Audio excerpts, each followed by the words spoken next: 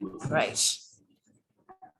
All right. And so for the people here in the Avid room, we have an accessible toilet, which is reasonably accessible, which is just down there in the corner. So you'll see the light when you head there. There is a toilet upstairs. This one's much easier to get to. So feel free to use that. I've just been rained on by leaves from our tree. Very Brisbane of it. We also have the book front and centre at the counter today, and we'll be going inside after the event for a signing. For those of you on Zoom, if you would like a copy personally signed to you, we just need to take payment over the phone. So you can call us on 07 3846 3422, 07 3846 3422. That'll be in your email as well. So you can call us and pay for the book, and then you can get it personally signed. If you pay for postage, we can post it to you as well.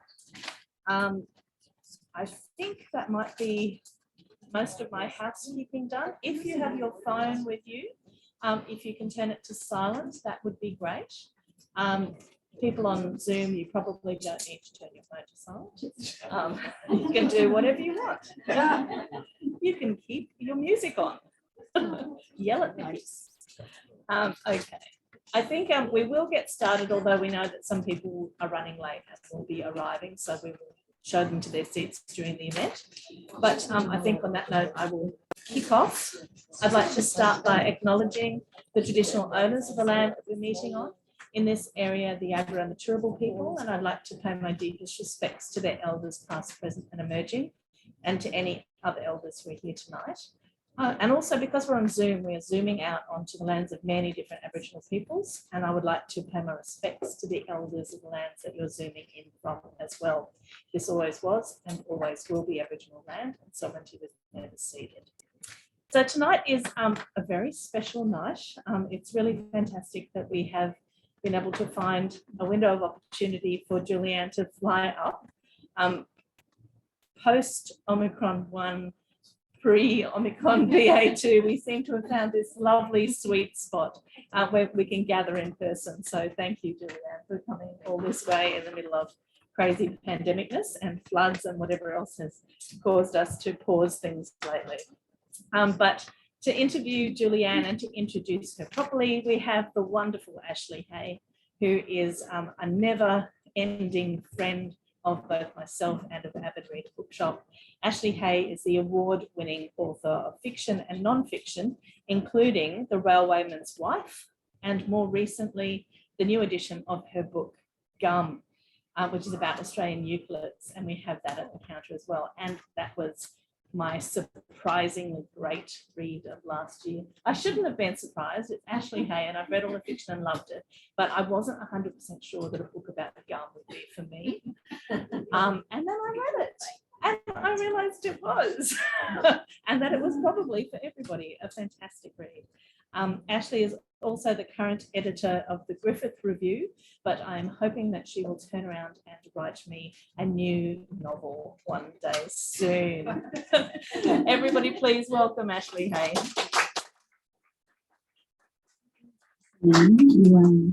You always load me up with pressure in those introductions. Hello everyone, thank you so much for battling various traumas and nasty events and pieces of traffic to be here tonight.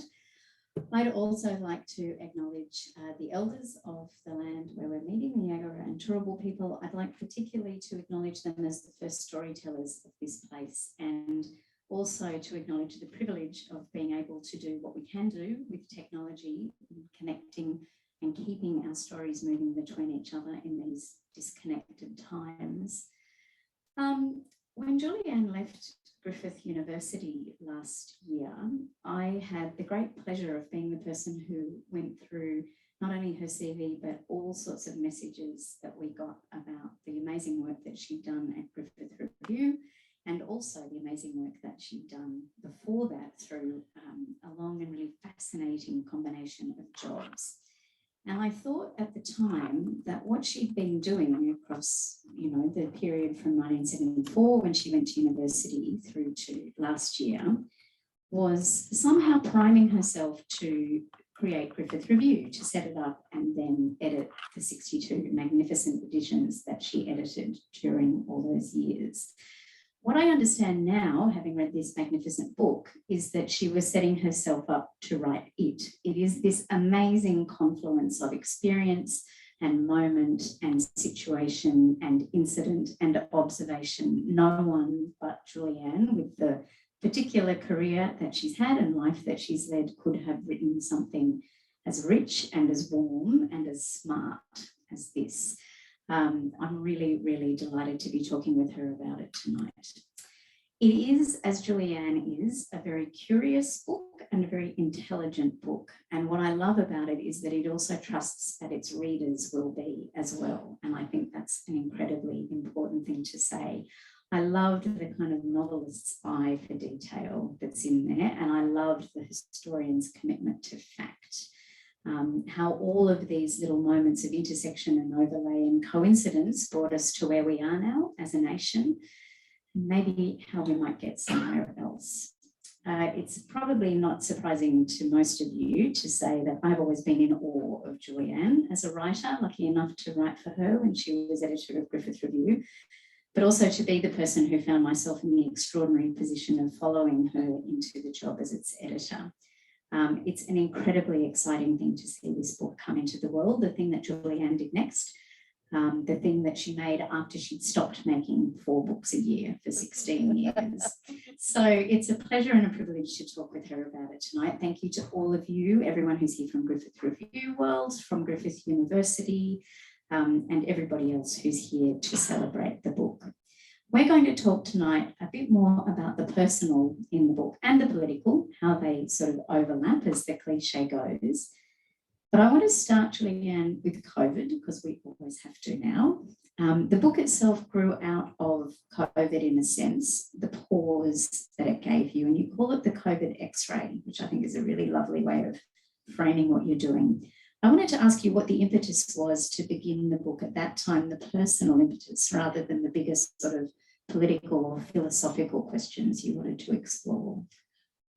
Thank you very much, Ashley, for that very generous and warm introduction. I'm very grateful, and I'm so pleased that you stepped in to edit Griffith's Review after those many, many years that I was doing it. Look, the personal impetus was that I could no longer get on an aeroplane. So I'd gone from probably flying interstate, 2 or 3 times a week, routinely going to meetings elsewhere, and all of a sudden that stopped. And I wasn't unhappy about that, but it did mean that all of a sudden I had a whole bunch of time that I hadn't previously had. So the personal impetus, in a sense, was just, what am I going to do to fill my days now that I can't do what I've been doing for the last decade or so? I love this idea because the book is a conversation with us, but it is also a conversation with yourself across, different moments and pieces of time. Was that part of the intention as a sort of an exploratory exercise for you, as well as talking to readers, I guess? Look, I'm not sure. I don't know that I I'd always sort of said, one of the things that my publisher, James Porkerman, said when I pitched the idea, and to be fair, I've been thinking about the idea for a long time. And the process of editing Griffith's Review and being on the road, as you know, or you haven't done so much road stuff, you've done Zoom stuff for the last few years, but being around and promoting those editions and promoting the dialogue that comes from the various writers, was that this question about Australian identity, Australian belonging, Australianness was one that kept on coming up. And periodically we've done issues which were, what is Australia for? There's a whole bunch of ones that we're still a lucky country. There's a whole bunch of those sorts of editions, and they had real resonance with readers and writers and the audience more generally. And so I was sort of aware that this was an open question.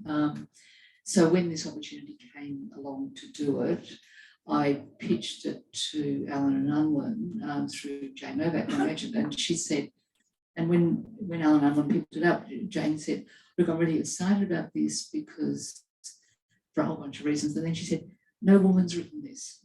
These books about Australian identity have always been written by men.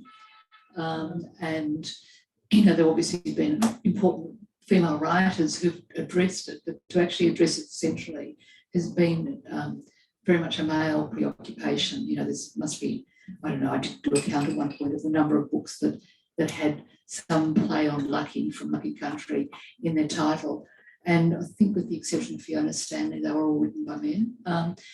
And that was sort of came to me when Jane said that, it sort of came to me as a bit of a bolt from the blue. And I thought, oh, that's interesting. I hadn't thought about that. But yes, you know, there are important female writers who've written about this stuff, but I hadn't. So, oh yeah, okay, that gives me license. So in terms of the integrating the personal into it, I mean, that was one of the lessons from Griffith Review, really. I mean, right from the beginning, what we were doing, what I tried to do was to encourage people to use the left and right hand sides of their brain in terms of telling stories. And so finding academics who would write about their big, deep area of research and then discovering the personal story which had sent them on the journey, always, I thought, gave the pieces much more resonance than they would have otherwise have had. So it wasn't a big breakthrough. It was sort of what I've been doing with other people for a long time. There's something really powerful about this kind of moment of rupture in the conversation you've been having with Australia. And I know that we've talked before about the sense we all had, which lasted for about 5 minutes in March 2020, that the pandemic might prove to be a kind of a transformational moment, a moment when things could spin on a dime. Did that make it harder or more exciting to track the story of change that had and hadn't happened, that you were tracing over the sort of century plus from Federation, while you were in these really shiftable, malleable, unpredictable times? I won't qualify whether it was hard or easy, but I mean, I remember with extraordinary clarity the day when Scott Morrison, after, you know, we'd had in February, you know, the anxiety had been building all through January and February of 2020. That process of, you know, sending the planes into Wuhan and then bringing the strains of Chinese heritage, or with some reason to be in Wuhan, bringing them back, but sending them to Christmas Island. You know, I thought when that happened, I thought, oh gosh, you know, here is the absolute flip of Australian action and generosity, but let's actually not treat them like they are citizens who need to be put close to a major hospital. Let's throw them to the place which has been, you know, vilified as a place where refugees who we don't want to send. So that was a sort of, there's something interesting happening here. And then through the sort of various ups and downs over the next month, that continued. And then the day that Scott Morrison, I think it was like a week after the sort of lockdowns had happened, and he did that speech where he said, no, we're going to create this JobKeeper allowance. It will be X dollars and everyone will get it because that's what's fair. That's the Australian way. That's fair. And I thought, oh, this is interesting. This is not the fair he'd been talking about previously, which was have a go, get a go sort of stuff. I thought, well, that's really interesting that he's used that language. Maybe this is a moment of reckoning. Of course, fair didn't mean that, and not everyone got it, and you know, there was huge exclusions that attached. So that was a moment where I thought, oh, this is interesting. Something's happening here. Yeah, so that was an important sort of breakthrough. Now, in terms of your question, I was just remembering the question. In terms of the question about whether it was a moment of transformation, I mean, I very much remember the energy that was around at that stage, because the disease was a long way away. We were seeing the horror stories, especially, you know, both in China and in northern Italy especially. But it seemed like it was offshore and far and we could deal with it. And so I was really, really struck by the immediate reaction of so many of those civic groups that had been plugging away at, you know, economic and social and other issues, immediately sprung into action. And there were, as I say in the book, you know, there were more seminars than you could possibly fill your diary with. And I think there was a great sense of energy and possibility. And that actually went on for quite a long time. What surprised me, you know, a year in, was how that just had no political traction. That for all that talk and all the seriousness of purpose, by really, you know, well, capable people, you know, thinking hard and doing serious research, it was not having any political cut through. I remember when the Prime Minister appointed his group of expert advisors, headed by the mining guy from WA, whose name I've managed to forget. And it was an advisory group that was just at the surface level, so sort of inept in one way. And I remember talking to people who'd been in senior positions in government at the time and saying, are you being contacted? Are they talking to you? I can't believe that this is the level of advice that's being sought when this is potentially as transformative as any of the other major crises that have reshaped the society. It does also come back to the big theme that runs through the book, which is of exclusion and inequity, primarily of Australia's First Nations, but also of women and of people of colour as well. Just that sense of who gets to be in the room, which is still a really interesting question in Australia.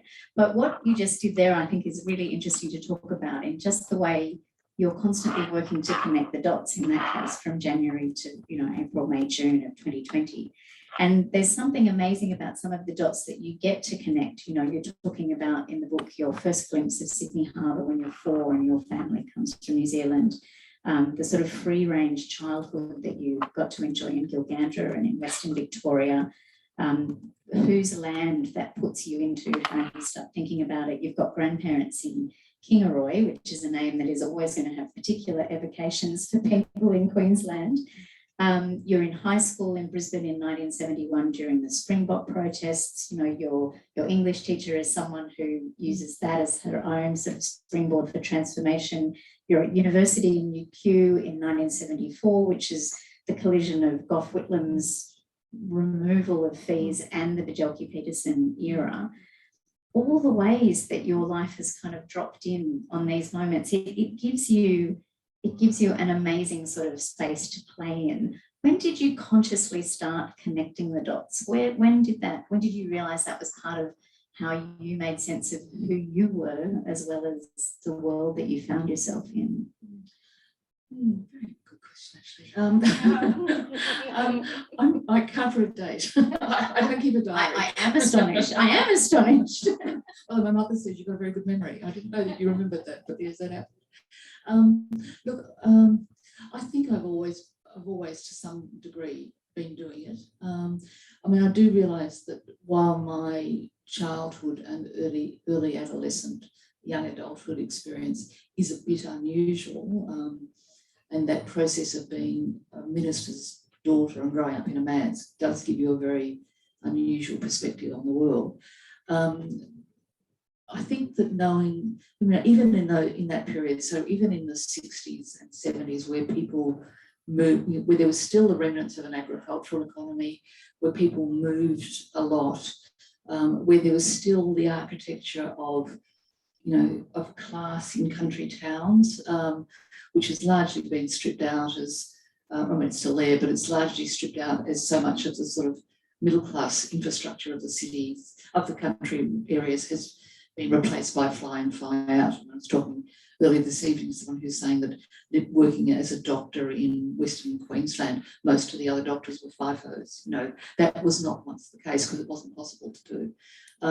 So I think that having that insider-outsider experience as a child of the bands and then travelling around a lot, just gave me that sort of perspective on the place.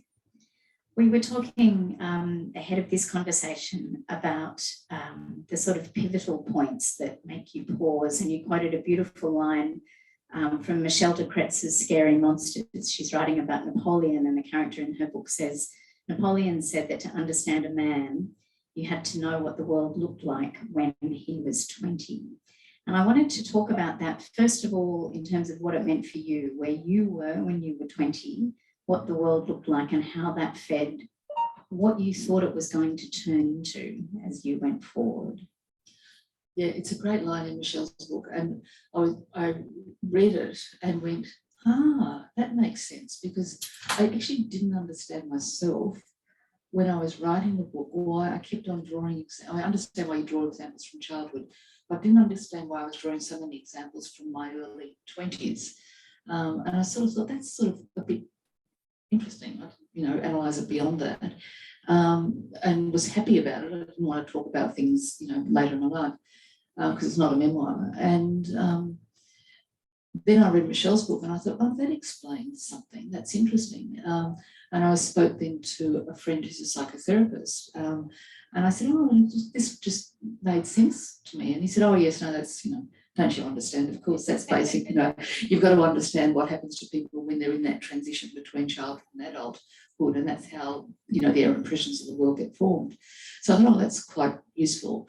So to go to your question about being in Queensland in the 70s, when it was a period of what Rain Bottom uses the lovely line of slapdash autocracy. It was sort of the Joe years, and it was repressive. I mean, it was genuinely repressive, but it was sort of slapdash, it was country townish, and, the corruption was there, but people sort of worked around it, with varying degrees of success. One of the things I think was really crucial for me in that was it taught me in my bones that these things were always a matter of context. The context wasn't something that happened, under the most ghastly circumstances like we see in Ukraine, but context is something that's happening all the time. And,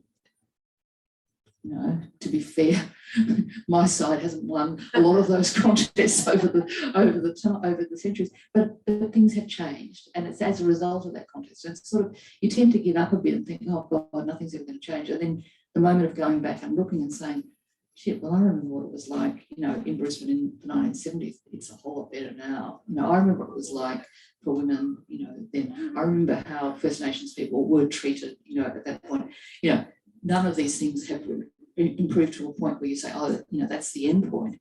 But there are remarkable changes.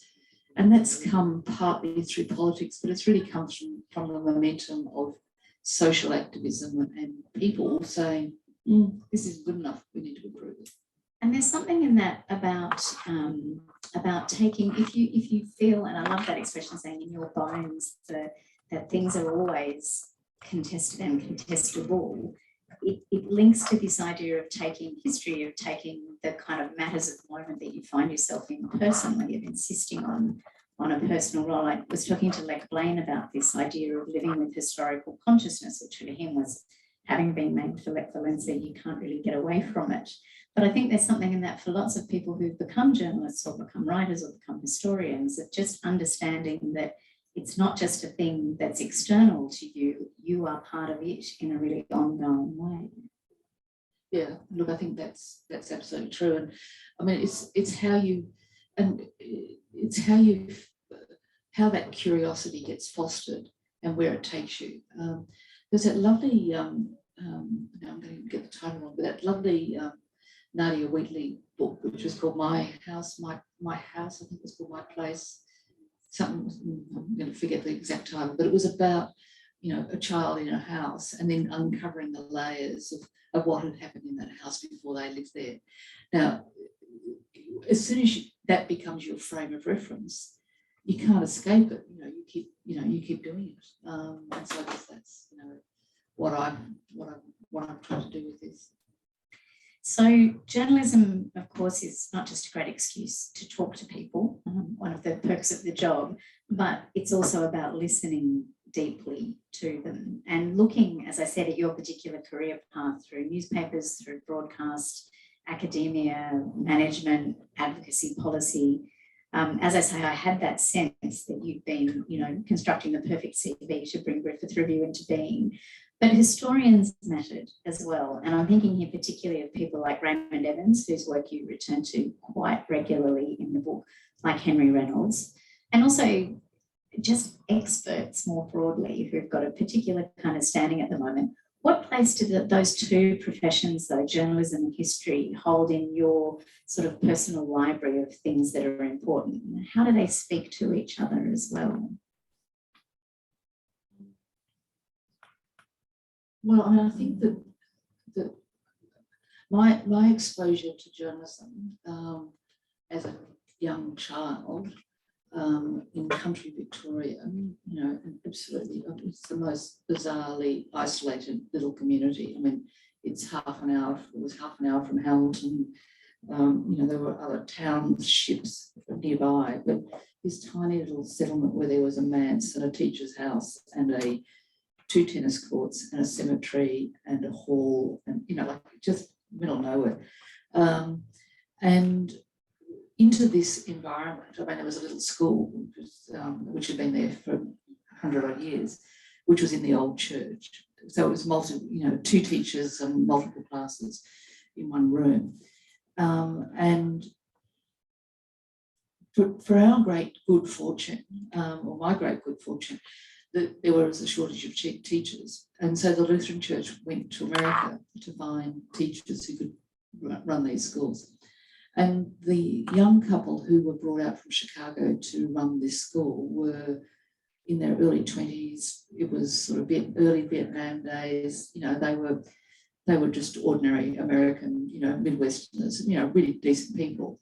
But they were interested in the world. I mean, I think that this whole civil rights movement in Vietnam and so on had meant that you couldn't escape that. And so their role in our teaching was, for me, very successful and effective. But one of the things that he got us to do, Jim Moore got us to do every day, was to cut the newspapers. We got the newspapers. We got the Penshurst Free Press, which came out on a Wednesday, the Hamilton Spectator, which I think only came out a couple of times a week, the Melbourne Herald, the Melbourne Sun, the Age. I think that was the name of one or two others, little local things. And we would make these sort of clipping stories of, what had happened that day in the newspapers. And he taught us about journalism, and so, there we are, absolutely in this pine fringe place of nowhere, nothingness.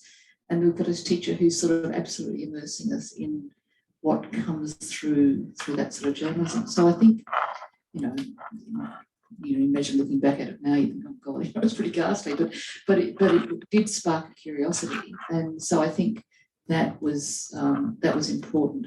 Then not long after that, of course, you get the whole sort of Watergate stuff, that whole process of journalism, not as as an activist profession, essentially.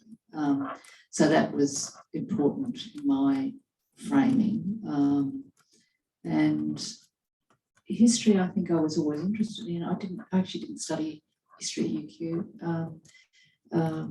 So I sort of came to the formal study of that much later. In all of this too, in those wonderful clippings, scrapbooks particularly, there's this sort of dependence on documents. And one of the things I loved about this book, as someone who spent a lot of time reading a lot of those documents from the first years of settlement here, was your observation that Australia was a bureaucratic beast. It was a thing of instructions and committees. Starting life, putting aside, questions of settlement and invasion and displacement, but starting life as a bureaucratic animal, what does that make possible and what does it make hard?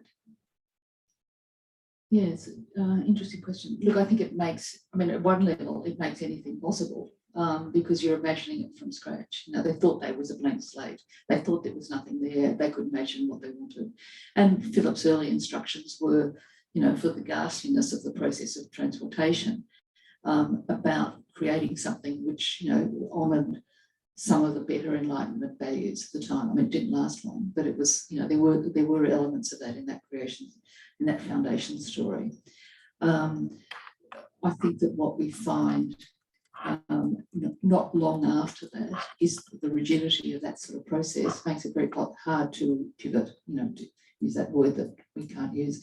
And so you find that, for instance, like one of Philip's earliest instructions or advices was there weren't many natives in the land, so he didn't have to worry about it. Well, it didn't take him long to realise that was fundamentally wrong. And so by 1803, you have Jeremy Bentham saying the failure to come to some sort of treaty arrangement with First Nations people is an incurable flaw. There was no capacity to respond to that, for whatever the debates that went on in the colonial office. It got stuck in that process. So I think there are strengths and weaknesses in it. But I do think that my viewpoint is that that settlement story that happens with first with Cook and then with Phillip and so on, is enormously important, and the tragedy of it for First Nations people is undeniable, and needs to be addressed.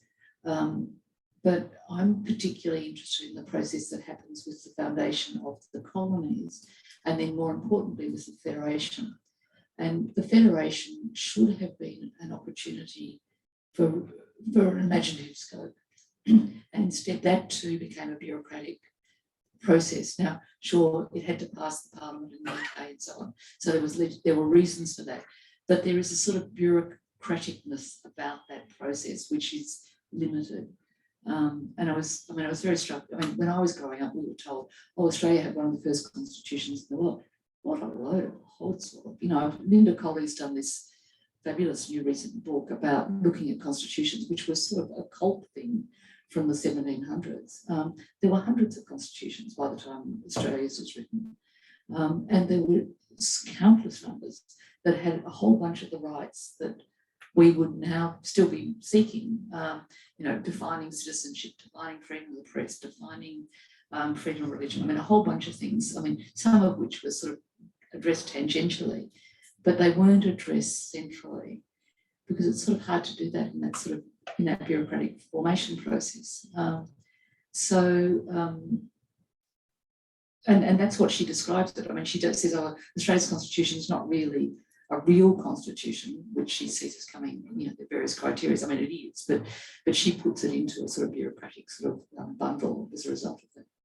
It's very difficult then to let the vision and the ambition in. I mean, Federation is a story that you return to again and again through the book, the mechanics of it, the process of getting there.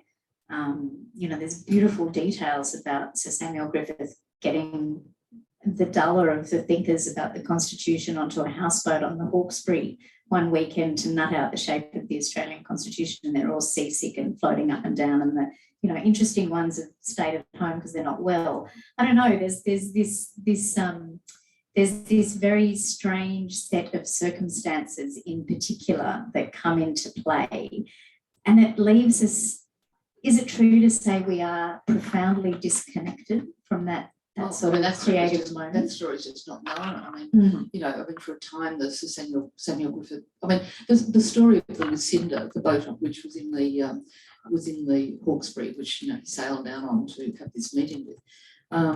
It was eventually, it came back, and there was a period when a whole bunch of lawyers in Brisbane wanted to preserve it as a sort of, which it should have been preserved absolutely as a sort of national icon. But it got scuppered and sent to the bottom of the river, you know, as ballast or something else. You know, rescued a replica of the smoking room for a time in the Supreme Court. And I was just very struck with, as you know, and I mean, I've always known that nobody really knows these stories. I mean, I didn't know the stories much.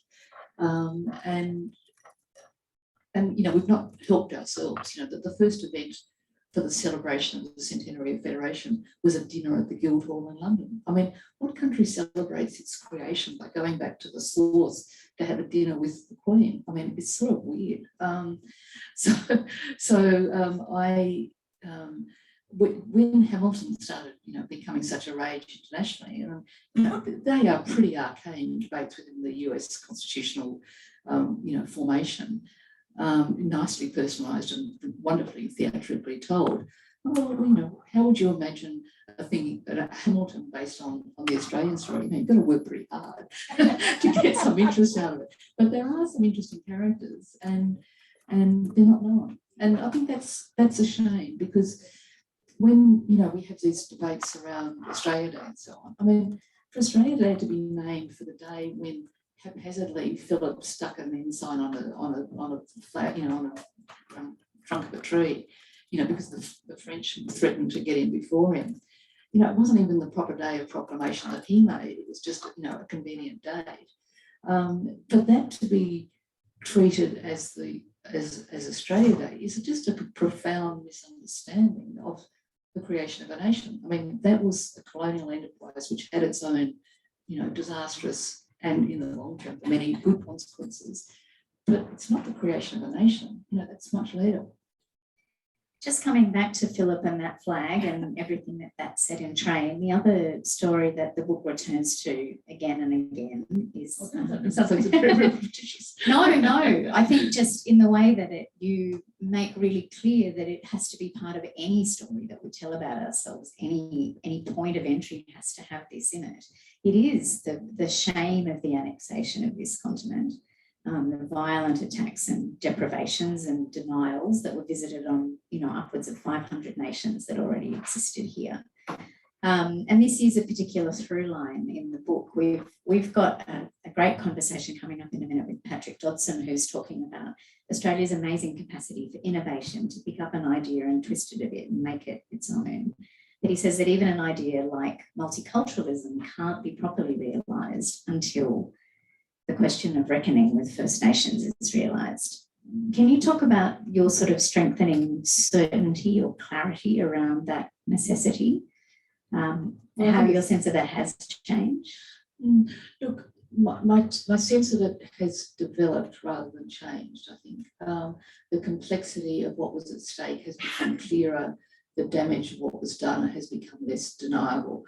I mean, there's been a bit of chatter in the various things I've done, and people trying to say, what's the comparison with Lucky Country, the Donald Warren book, which was written in 1964. And I said, well, the big similarity, in a sense, is that 1964 was a moment when the country desperately needed to change and didn't quite know how to do it.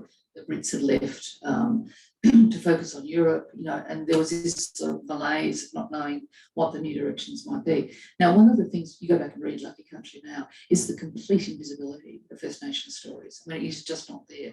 And yet, I would argue that the foundation of the luck was the appropriation of the land. That's step one of the luck. So I guess in terms of my sort of understanding and having, been involved in this world one way or another over a long time, with more and learning more as I go. I mean, that openness to learning is really, really crucial. I just think you can't get away from it. It is just, as Bentham said, it's an incurable flaw. It's a flaw which was inexcusable then. It's unforgivable now in 2022 that we still haven't been able to come to a formal structural arrangement with the people who had been here forever before, that they live in such deprived conditions that their standard of living is so much inferior to those of everyone else who's come since. I mean, it just seems to me that it's just one of those sort of fundamental flaws, and until such time as it's addressed, it's always going to be there. There was some discussion the other night in another conversation about the idea of a republic, and I said, well, I just think unless you address that, tweaking around whether there's a queen or whatever the relations with Britain are, is sort of secondary. I mean, you've really got to go to first principles in terms of the nation formation. So I put a fair bit of emphasis on the Uluru Statement just because I think that the process that was conducted to get there was remarkable. It was really the biggest experiment in deliberative democracy that this country has ever seen.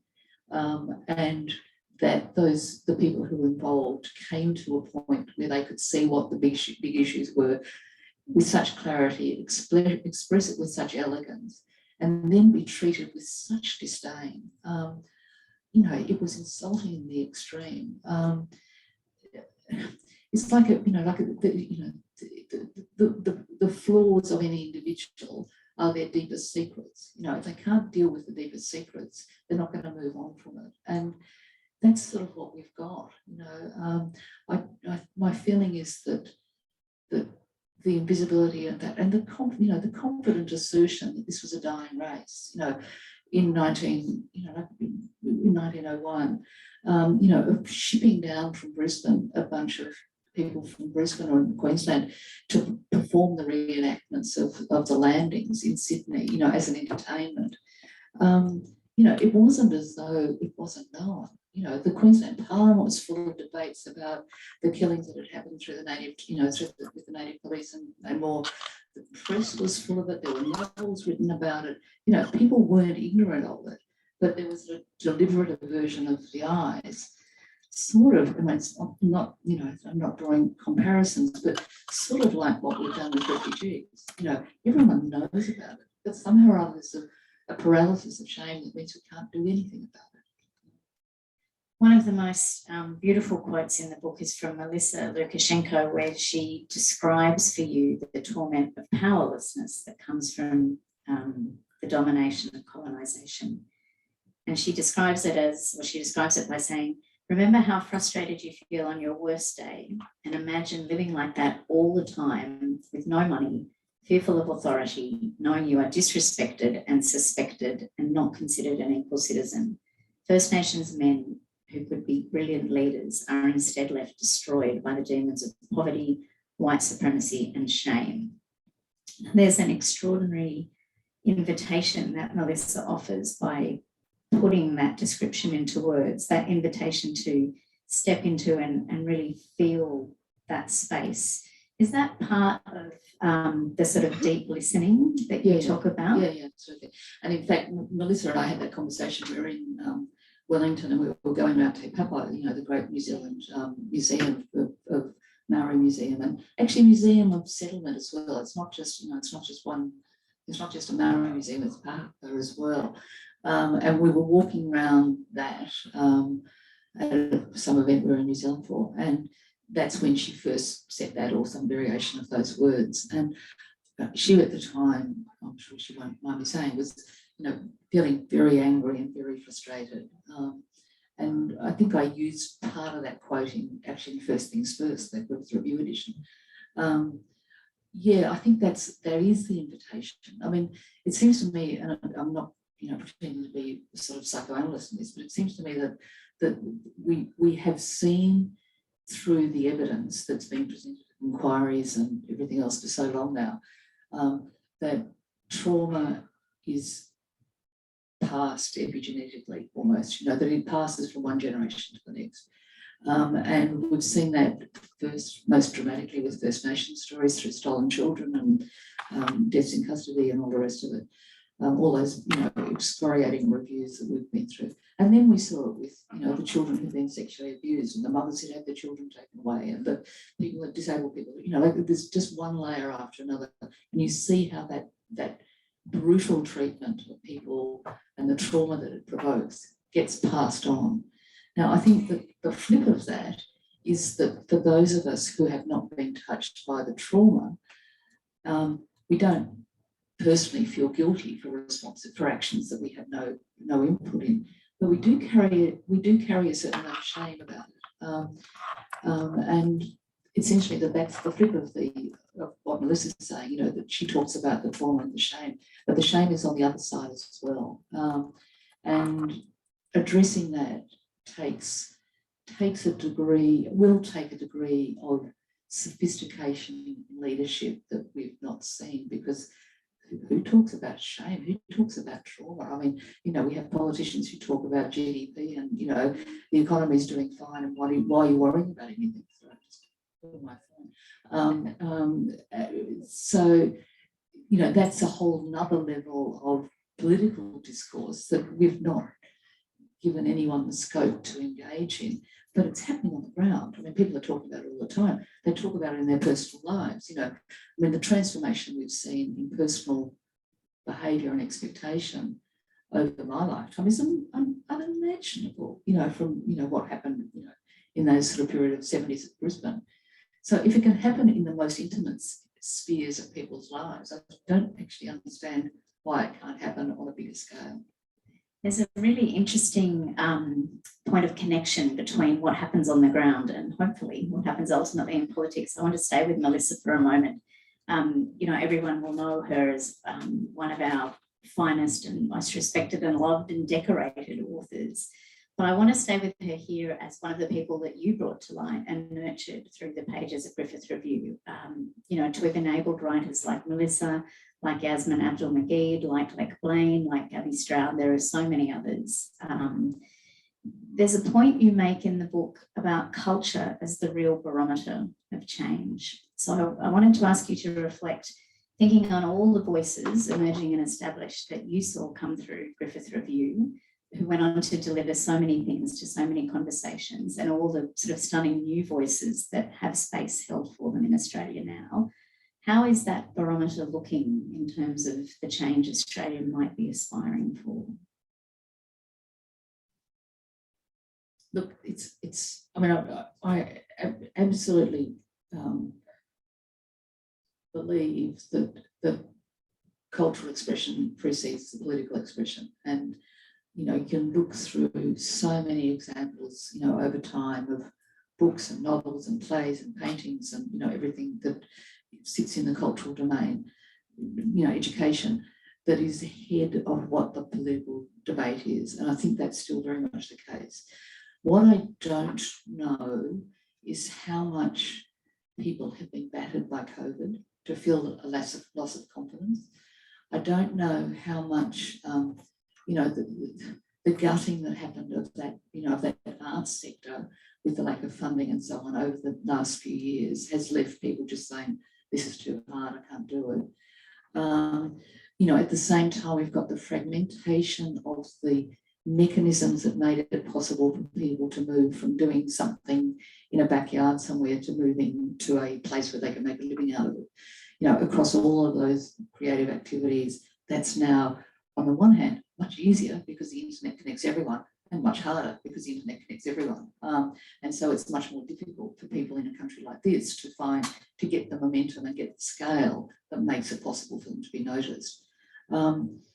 I've been struck in the conversations that I've had since books come out with a number of younger media outlets, websites and podcasts and what have you, where people have been saying, oh, I've been wanting somebody to say this, I don't feel confident to say it because whatever, but this is sort of how I feel. And this attaches, I think, especially to people who have a non-Anglo background, who felt, as one woman said, it's got worse over the last 20 years, that the stuff that my parents thought was becoming the norm isn't the norm anymore. And so on the one hand, I feel sort of absolutely convinced that that's where it's going to come from. On the other, I'm not sure that the structures that are currently in place and the attacks that have been nurtured through the whole culture wars and everything else mean that people have got the confidence to really do that as boldly as they might.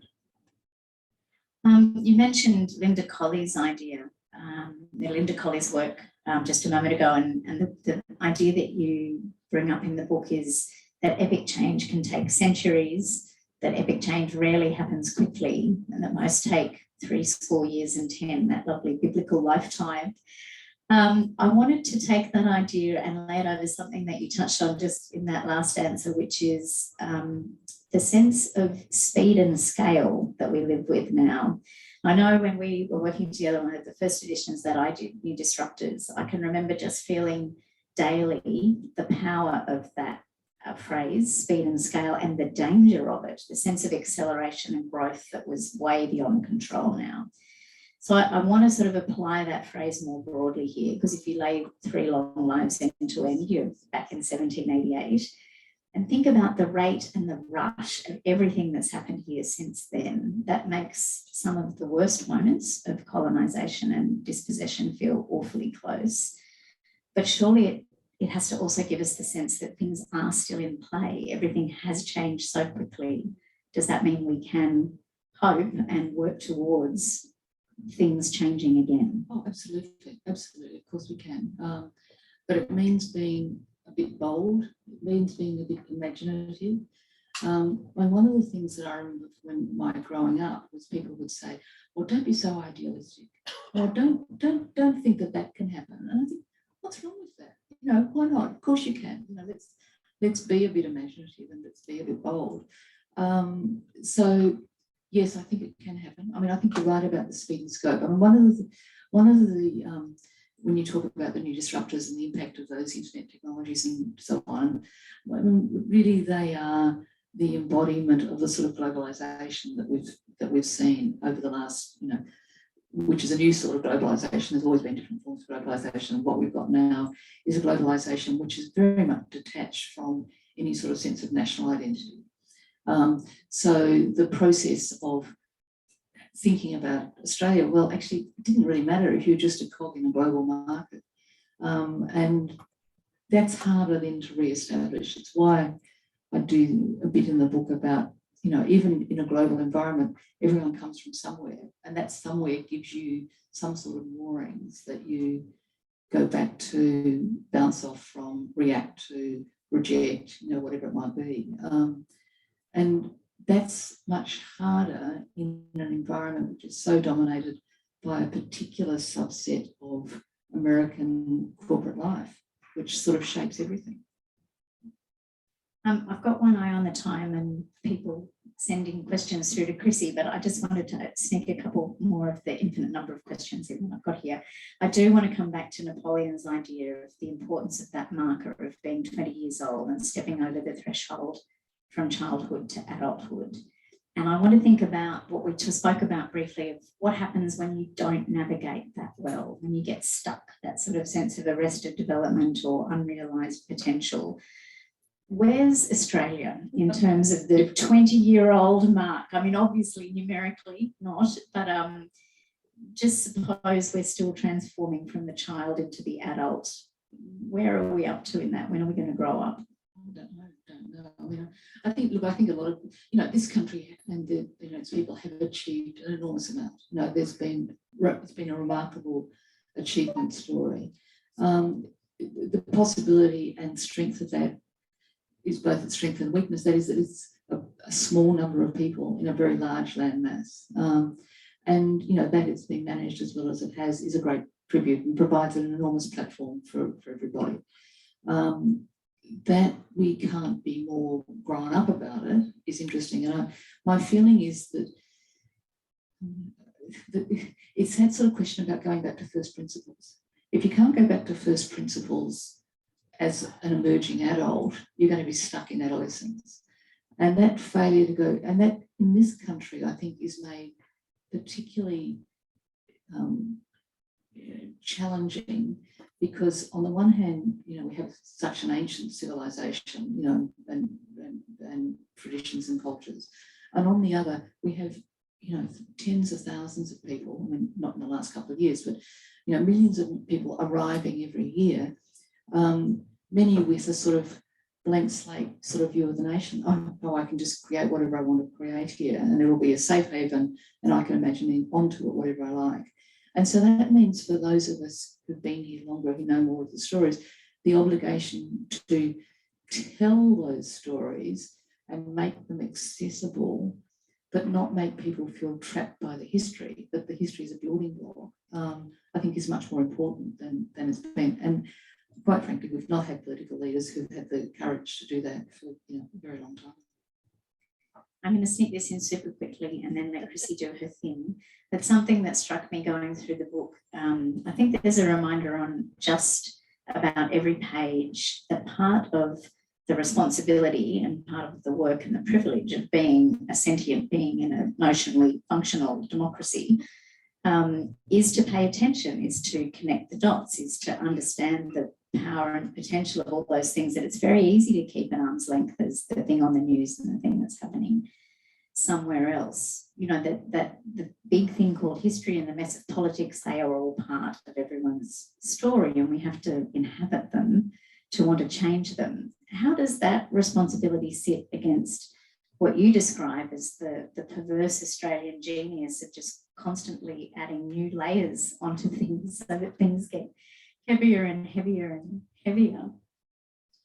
I mean, I think the attention thing is really important, and encouraging people to pay attention is, when Barack Obama said that at one point towards the end of his presidency, you know, when or maybe it was after Trump had been elected, you know, if you've been paying attention, this wouldn't come as such a surprise. I think an enormous amount of public life and media life and so on is designed to distract us, not just distract us with, you know, some other random event, but to just say, oh, it's all too hard, they're all the same, it doesn't matter, or just, you know, let's just relax and just get back into being comfortable and worrying about who's winning the sport or whatever it is.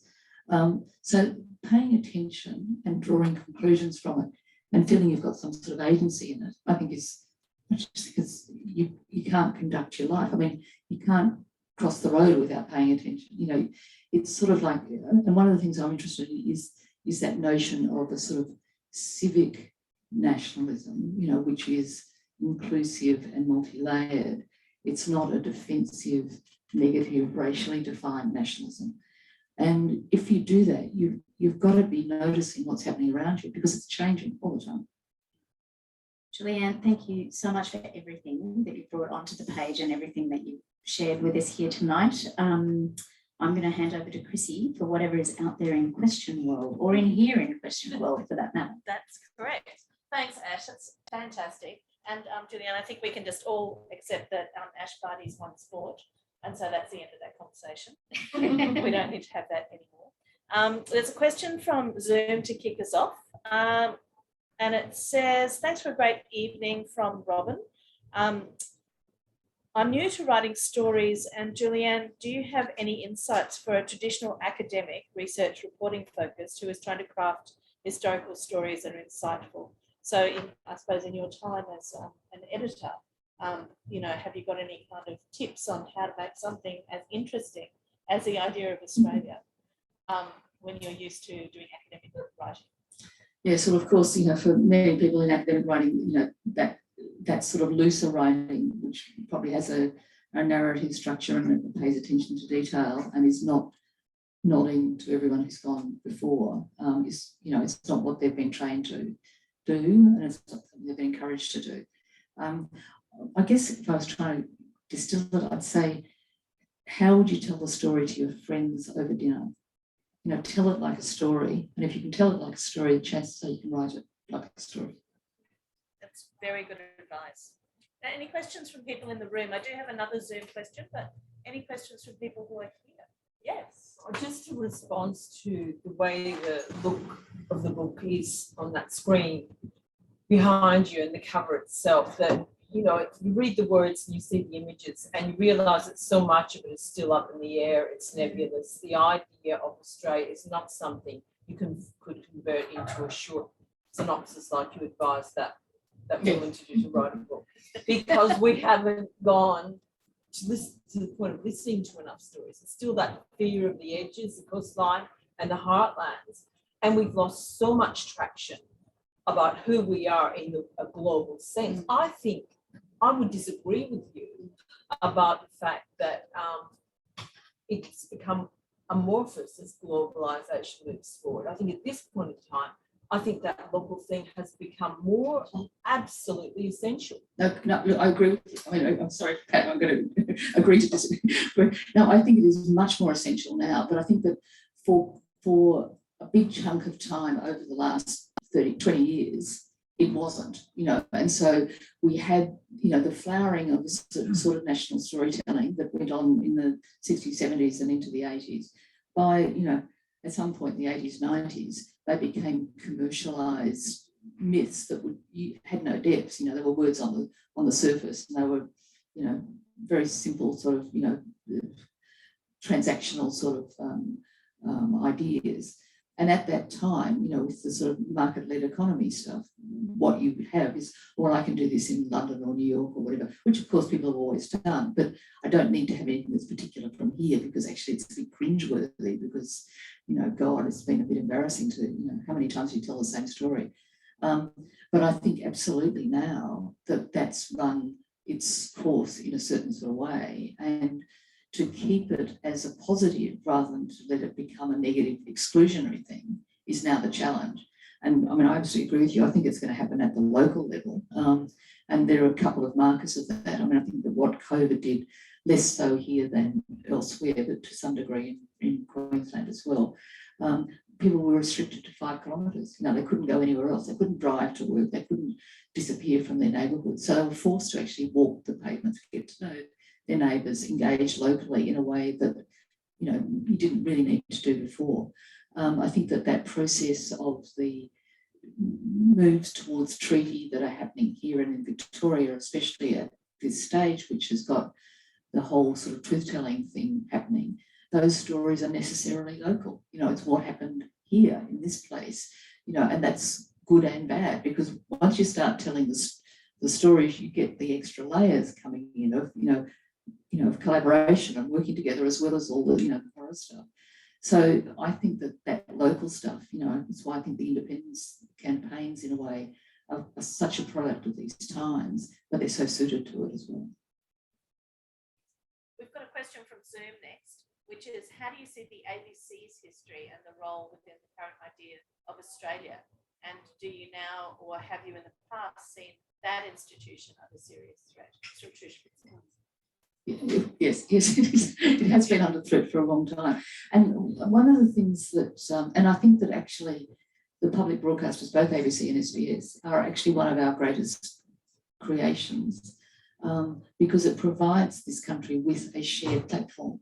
That shared platform has eroded everywhere else. We don't have the same, when I worked at the Courier Mail, I forget, it sold hundreds and hundreds of thousands of copies. You could assume in this town that people would read it. Well, I don't think that's the case anymore. The numbers are not there. We've all got all our little different sets of, little bits of social media and places where we get information. The shared platform is gone. So the ABC and SBS, as public broadcasters, with both adequate funding, but also with a more robust spirit, can reassert that. I mean, I remember years ago being in a cab in Sydney, and the driver was, I don't know where he'd come from somewhere in the Middle East, and he said, when he arrived, they said to him, just listen to the ABC and you'll learn how to be Australian. And he said, I learned so much, I kept on learning. And he said, there's not so much there anymore, but that was where I went. Now, I think that openness, that inquiring spirit and so on, which the public broadcasters deliberately embodied, was an enormous gift. It continues to be, but the assaults on it have been profound and sort of, counterintuitive in many ways, unless what you're trying to do was weaken the fabric of the society. So a bit like, Clive Palmer's big yellow billboards, in the bush on the side of the road. It's a bit like saying you can't trust anyone, flicking a match into the long grass. Trying to weaken those institutions is a bit like flipping a match into the long grass and seeing if something bad happens. Yes, very true. Any other questions from the audience here? Yes, Christine. Hi, Julianne. I think congratulations. It follows on from what you were just saying about the ABC. I think that, Julianne, when you were, maybe it was very end when you were in newspapers, there was a time when the big mastheads really led Australia's public discussion, public debates, where it was where you could navigate cultural meaning and what it was to be Australian, and that for lots of reasons seems to have ceased to be a possibility. Is there anywhere we can go to have that common forum of ideas about what it is to be us apart from hand selling, and also then small localized events, and you well, I mean, I think that a rebuilding of the public broadcasters is a really important thing. I'm really interested in some of the experiments that are happening internationally of building internet-enabled communities in regional, geographically defined areas. So there are a number of cities and states elsewhere in the world where that's happening, where issues are put up for debate by people who are a part of that community, and there are sort of limits and restrictions on it, but nonetheless it really is becomes a sort of a galvanizing tool. I think that's sort of interesting. I think there are ways of turning that technology into something which is a bit more akin to its original sort of promise than what we're seeing now. I can't see how there is any meaningful way of reviving the sort of old mass media. I think that's broken. And I think a lot of the institutions that are of that period are also severely damaged. I mean, the political parties now have such a tiny number of people in them. Well, how can they, claim to be appointing selecting candidates when there's such a small proportion of the population actively involved in them? The unions have become a shadow of themselves. The churches have been discredited. A lot of the big institutional structures that were there to provide that cross-sectoral cohesion have broken. So actively rebuilding that in some new way is really a big challenge. And it's not helped by people flicking matches and saying into the long grass and saying you can't trust anyone. There is another question off the internet that we may end with if there's nothing urgent in the room. But Julianne, thank you for a brilliant evening and book. It's Friday here. You mentioned the importance of truth telling. Being a South African Australian, I've long wondered why we haven't had a Truth and Reconciliation Commission like other countries have. Do you think this would ever happen, and would it help? Thank you. Thank you, Bridie. Look, I hope it will happen. I would hope that in the process we would learn the lessons of the shortcomings of what's happened in other places where this has been done. I mean, I think that in terms of First Nation stuff here, you know, truth telling is a really important part of the process, but getting structural, robust reforms is, you know, the first step. Or, you know, it's the defining thing that it has to be something done there. And I would, for instance, as part of that process, be saying, well, you can't just structurally sort it out. You've actually got to think about what that means in terms of reparations, in terms of long-term structural changes, rather than just a constitutional sort of adjustment. That's a really, you know, we're nowhere near having that conversation in this country. I mean, you know, the key recommendation of the stolen children inquiry, which to some degrees was, you know, one element of such a truth-telling process, the key recommendation was that reparations should be made, and that was, you know, for all the side-swipe, you know, preoccupation about saying sorry, the reparations question was never actively addressed. I mean, it was addressed in the report, you know, in the responses to the report, but that, you know, and the Prime Minister at the time said that that would be impossible, that no Australians would tolerate money being paid to Aboriginal people. Last year, Scott Morrison, you know, almost, you know, sort of watch announced that reparations will be made to the surviving members who were under federal jurisdiction as part of that inquiry. It was 27 years since that was first recommended. When the recommendation got made, there was barely a blink on the media cycle. So I think that the truth telling is important, but actually doing something with it is, you know, just as important. We don't want to be wallowing in more trauma stories just for the sake of wallowing in trauma stories. Thank you so much. This has been a fascinating conversation, and the conversation will continue in your own head when you read your copy of the book. And to facilitate that happening, we are going to move Julianne inside to a signing table. But before we do that, I'd like to thank Ashley Hay for doing such a great job.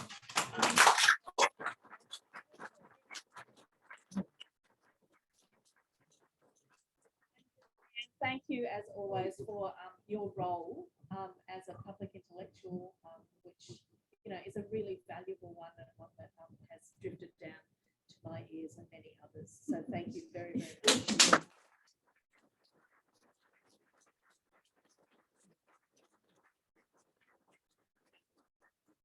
So yes, so we're going to whisk Julianne through to her table before everybody joins us.